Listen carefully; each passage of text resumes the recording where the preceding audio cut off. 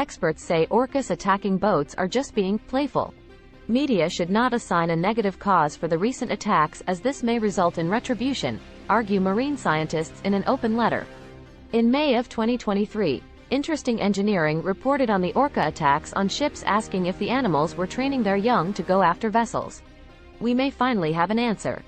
Over 30 marine scientists, characterized as experts in the biology and behavior of cetaceans, worldwide have signed a new open letter stating that the mammals are just being playful, and that the narrative of attacks should be greatly discouraged as it puts them at risk of human retribution. Public interest. There has been intense public interest in the interactions between orcas, referred to hereafter as the Iberian orcas, and marine vessels along the coast of the Iberian Peninsula, Spain and Portugal, and in neighboring waters. We are concerned that factual errors related to these interactions are being repeated in the media, along with a narrative, lacking a basis in science or reality, that the animals are aggressively attacking vessels or seeking revenge against mariners, states the letter. The authors note that these interactions began in July of 2020 and involved 11 juvenile orcas and 4 adults.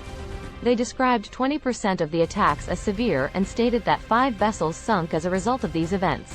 Despite these facts, the authors insist that the animals mean no harm.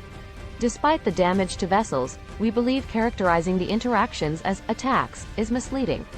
While some parts of the vessels infrequently have teeth marks on them, the predominant damage to rudders and keels are due to strikes or rams with the head or body. The whales are not ripping the rudders apart, as they might if this were hunting behavior. While the behavior may be frightening and costly, from a human perspective, from the whale's perspective, it seems to be somehow gratifying, explain the authors. Playful behavior.